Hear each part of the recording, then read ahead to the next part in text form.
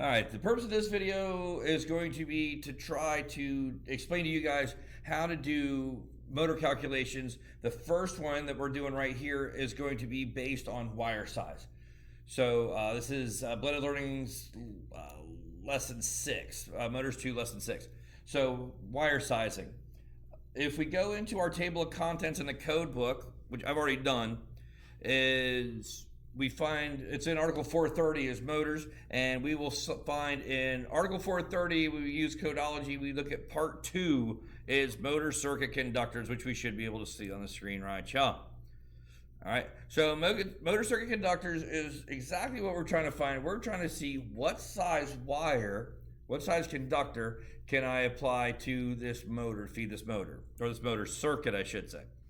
All right. The meat and potatoes, what we're looking for is right here, is Article 430.22 or Section 430.22, where we're talking about a single motor. And the single motor, 430.22 says, conductors that supply a single motor using a continuous duty application shall have an ampacity not less than 125% of the full load current rating as determined by 430.6A1.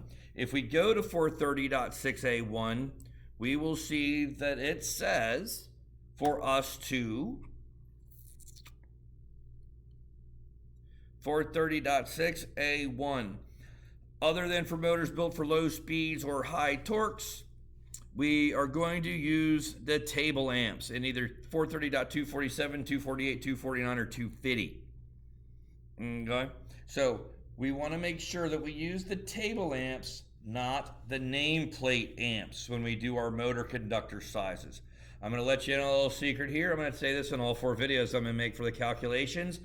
We are only going to use nameplate amps for overloads, not for conductors, not for breakers, and not for disconnect sizing, only for overloads. Other than that, table amps. Okay? So back to 430.22. So really, all we have to do is we have to go to our table amps. And again, this is for a single motor. And that basically states that I'm going to take my table amps and multiply it by 125%. When I come down here, if I have more than one motor, or if I have a motor and other loads on the same set of conductors, then I go to 430.24. And on 430.24, it gives me a list of 4 items. The first item on there is 125% of the highest rated motor. We are going to do an example where I'm going to have 2 10 horsepower motors, I think it is. They're the same size. So one of them is going to be considered the largest and the other one is not. So we will do that. If I have, so the 125% of the largest, and then the sum of all the other ones. And then number 3 is 100% of the non-continuous motor load, and number 4 is 125% of continuous, because we all know we're 4th years now, 125% and continuous duty go together. All right.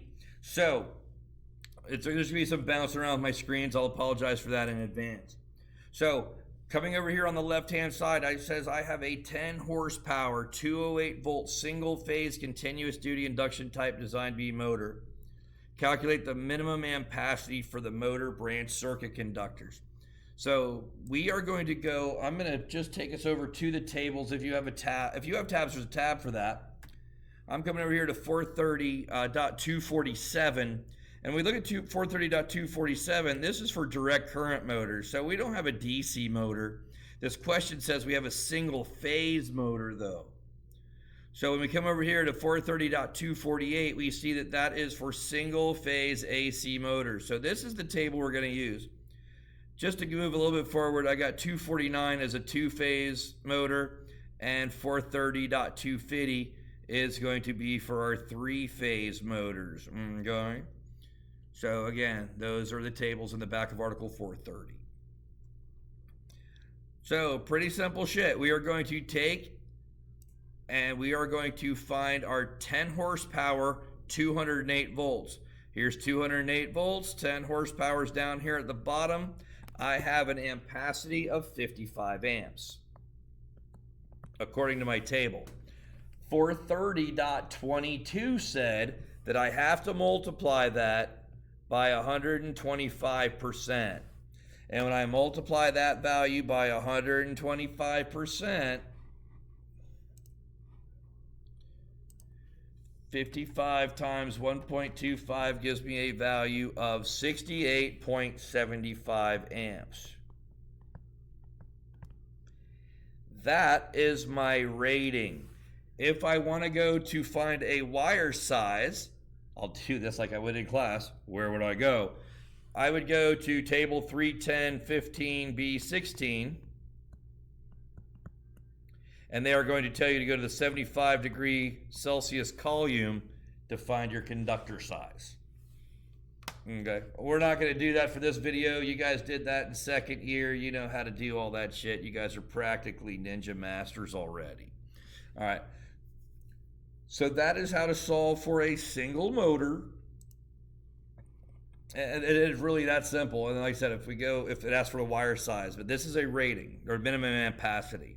So we'll do a couple. I got a couple more examples to go over before this video turns into a pumpkin. So my next question is here. Two 10 horsepower, 440 volt, three-phase motors, design B, are supplied by a single motor. So this is the example I was talking about. So these are three-phase motors. So I don't want to get my information off a single phase. I want to come down here to my three-phase motors. And there's my three-phase motors, and they are 10 horsepower. So that's this column right here, 10 horsepower. And I want to go to 440 volts. So 440 volts, 10 horsepower, gives me an ampacity of 14 amps. So since I have two of them, I'm just going to write my 14 down twice. According to 430.24, I'm going to take 430.24 says I have to take 100% of my 125% of my largest motor and 100% of all my other motors. So in this case, I've got my 14 times 1.25 and 14 times 1. 14, and we could really do all this at one step. So my 14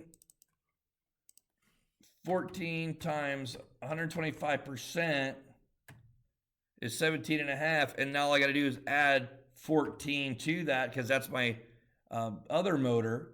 And again, I don't have to multiply that by 125% because I only have to do it with my largest motor, even though they're the same size. I only have to count one of them as my largest. And I get an ampacity rating of 31.5 amps. These are all homework questions, by the way. So for you smart guys, you'll figure out which one the homework questions are, and you'll get a few freebies. All right, I got a couple of more examples. Again, this is the easy one. Conductor ampacity is the easy one out of all these. Okay, this one says I've got, and this is going to be my 430.24 again, because it says I have one branch circuit supplies a piece of fixed electric space heating equipment, which is motor operated, with one 5 horsepower, 230 volt single phase motor. So my single phase motor, I need to get back up here to single phase. I was just on the 3-phase table. I'm going to come over here to my single phase table again, and I'm going to find my 5 horse, 230 volts, and that gives me 28 amps. And I got to multiply that by 125%. It also says, so that's my 1 horsepower, 230 volt single phase motor. And I've got 1 unit of electric heat rated at 12,500 watts at 230 volts. Well, keep in mind, this is 28 amps. So I need to solve for my ampacity, and I've got watts and volts. Hopefully, we remember, if we had a good DC theory instructor back in first year, which I know you yuckos did. I hope you guys did anyway. For those of you guys had me. So we remember that Peer chart. So P, E, I, and P is 12,500, and E is 230. It's single phase, so I don't have to worry about that 1.73 deal. And if I do my 12,000, and remember, it says here that fixed electric heat is required to be sized at 125%. That is in 424, which 424 is fixed electric space heating, dot 3B. So I'm going to go onto my trusty calculator again, and I'm going to find out what 12,500 divided by 230 is, and I see that I've got 54.35. So 54.35 amps times 125% because it's fixed electric space heating. Okay, so far so good. So what we can do with that, I'm going to move this over, 54.35. So for anybody, any of my math nerds, we know that we can just simply add the 28 and the 54.35 and hit equal and multiply the whole thing by 125%. If that does not compute with you, let's split it up. 28.0 times 1.25 gives me 35 amps, and 54.35 times 125% equals, what the hell just happened? That didn't work. Sorry about that, guys. I do not know what happened, but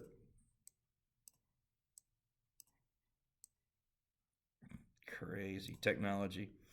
All right, so 54.35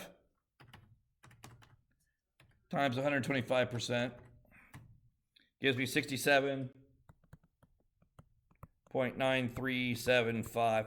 We can just add the 35 to that, make life easy. What the fudge?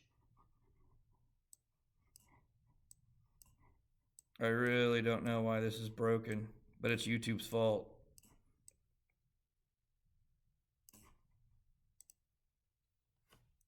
Plus 35.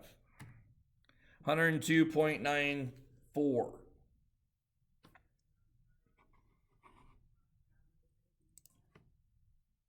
Okay, so I get 102.94. All right, I'll try it one more time. Let me click over here first. Maybe I'm the one that's screwing it up. Probably is. All right, so like I was saying before, and again, if you guys don't get this, then don't worry about it. The 54.35 plus 28 equal times 125%. You see I get the same answer, 102.94. Okay.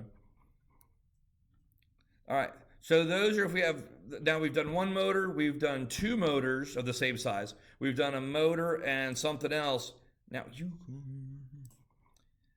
Now we've got to come over here, one last one that we're going to do on this video, and this is going to give me a single 10 horsepower, 240 volt single phase compressor motor. So when we have that word compressor in there, it changes the game a little bit. You can see that it continues on. It says with a rated load current of 50 amps and a branch circuit selection current, a BCSC of 54.5 amps. So if we go to our table, and this is a 10 horse, 240 volt single phase. So I'm on single phase. You can see my 240 volt 10 horse is 50 amps. So it actually gave me that 50 amps is correct.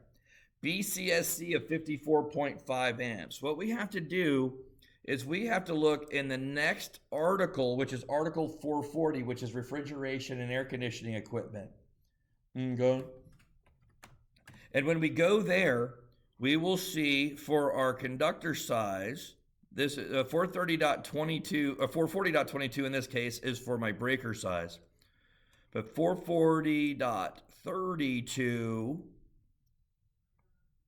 is my motor compressor with or without additional motor loads. And what this says, if we read carefully, crap, I lost it. Sorry, single motor. All I have is a single motor. Branch circuit is 440.32. Branch circuit conductor supplying a single motor compressor shall have an ampacity of not less than 125% of either the motor compressor rated load current, which in this case is 50 amps, or the branch circuit selection current, whichever is greater.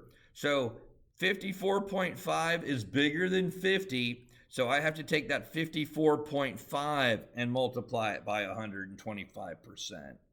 And when I do that, I take my 54.5, multiply that by 125%, and I get a value, as we can see right here, of 68.125 amps.